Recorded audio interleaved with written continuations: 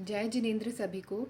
मैं Surabhi Jain Thursday afternoon batch से आज पुरुषार्थ सिद्धि उपाय के 7वें 8वें और 9वें श्लोक का गर्धन कर रही हूँ। पुरुषार्थ सिद्धि उपाय आचार्य अमृतचंद्र द्वारा रचित है। 7वें श्लोक में आचार्य अमृतचंद्र ने केवल व्यवहार नय का ही श्रद्धान करने पर क्या होगा इसकी चर्चा की है। आचार्य अमृतचंद्र कहते हैं कि जैसे किसी जीव को शेर का स्वरूप बिलाव के माध्यम से बताया जाए और वह जीव बिलाव को ही शेर समझ लेवे तो वह कभी भी शेर की सत्यता नहीं जान पाएगा। उसी प्रकार व्यवहार नय को मोक्ष मार्ग समझ लेने पर जीव निश्चय नय की आवश्यकता नहीं समझेगा और उसका मोक्ष मार्ग बाधित हो जाएगा। यहाँ श्लोक के माध्यम से आचार्य सभी गृहस्थों एवं मुनियों को यह संदेश दे रहे हैं कि आप सभी पूजन, महाव्रत आदि और अरहंत देव, गुरु, दया, धर्म का श्रद्धान एवं किंचित जिनवाणी को समझ लेने में ही स्वयं को मोक्ष का अधिकारी मान लेते हैं, जबकि यह सब तो व्यवहार नय की क्रियाएं हैं, शुभोपयोग है। मोक्ष मार्ग तो शुद्धोपयोग से प्राप्त होगा और उसका मार्ग तो निश्चय नय की से ही होकर जाएगा। आगे 8वें श्लोक में आचार्य ने बताया है कि कैसा श्रोता उपदेश के योग्य है। यहाँ आचार्य अमृतचंद्र कह रहे हैं कि वक्ता व श्रोता के गुणों में कोरिलेशन होना चाहिए, अर्थात जो गुण वक्ता में आधिक्य में है वही गुण श्रोता में आंशिक रूप में होना ही चाहिए। इससे क्या होगा? इससे यह होगा कि जब वक्ता निश्चय व्यवहार नय का उपदेश देगा तब श्रोता उस उपदेश का स्वरूप अन्यथा नहीं लेकर निश्चय व्यवहार के स्वरूप को अच्छी तरह से जानेगा और उनमें पक्षपात से रहित होकर फिर उस उपदेश के पूर्ण फल को प्राप्त करेगा।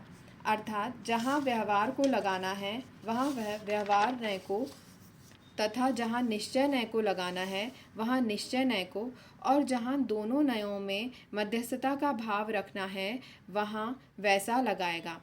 यही अच्छे श्रोता का लक्षण है। अब आगे 9वें श्लोक में आचार्य अमृतचंद्र ने ग्रंथ का प्रारंभ करते हुए पुरुष का स्वरूप बतलाया है। आचार्य कहते हैं, ज्ञान, दर्शन, चेतना के नाथ को पुरुष कहते हैं, अतः यह चैतन्य आत्मा ही पुरुष है। यह चैतन्य आत्मा 8 स्पर्श, 5 रस, 2 गंध और 5 वर्णों से रहित है तथा गुण पर्यायों सहित है और उत्पाद, व्यय, द्रव्य से युक्त है।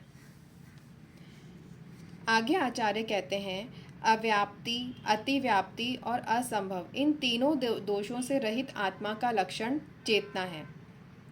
यह चेतना 2 प्रकार की है, ज्ञान चेतना जो पदार्थ को साकार रूप विशेषता से जाने, और दर्शन चेतना जो पदार्थ को निराकार सामान्यता से देखे। इसी प्रकार यही चेतना परिणामों की अपेक्षा से 3 प्रकार की बताई गई है। जब शुद्ध ज्ञान स्वभाव रूप परिणमन करे तब ज्ञान चेतना है, जब रागादि कार्य रूप परिणमन करे तब कर्म चेतना है, और जब हर्ष, शोकादि वेदन रूप परिणमन करे तब कर्म फल चेतना है। आगे आचार्य कहते हैं, ज्ञान, दर्शन तथा चेतना आत्मा का गुण है। गुण द्रव्य में सदा विद्यमान रहता है, परंतु आत्मा द्रव्य में ज्ञान व दर्शन ये 2 असाधारण गुण हैं। इसी प्रकार पर्याय भी 2 प्रकार की बताई हैं। व्यंजन पर्याय, जैसे जो हम जन्म से अभी तक स्थूल रूप से हैं, या जैसे सिद्धों का स्वरूप। दूसरी है अर्थ पर्याय, जो प्रति समय बदलती रहती है, जैसे हमारे अंदर में होने वाले प्रतिपल चेंजेस। आगे आचार्य कहते हैं कि पुरुष कैसा है।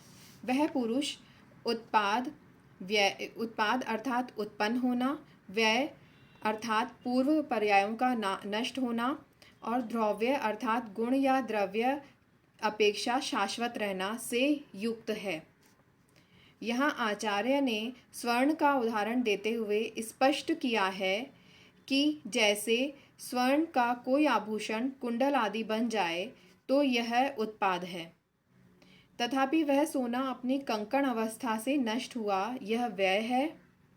परंतु उस कुंडल में अभी भी स्वर्ण विराजमान है, यही द्रव्य है। अब इसी को आत्मा पर घटाते हुए आगे हम कह सकते हैं कि इसी प्रकार आत्मा सिद्ध पर्याय में पहुंची तो यह उसका उत्पाद है, तथापि उसकी नर अवस्था नष्ट हुई तो यह उसका व्यय है, परंतु अभी भी आत्मा शाश्वत है, यही द्रव्य है। इस प्रकार आचार्य ने आत्मा का अस्तित्व प्रकट किया है। जय जिनेंद्र।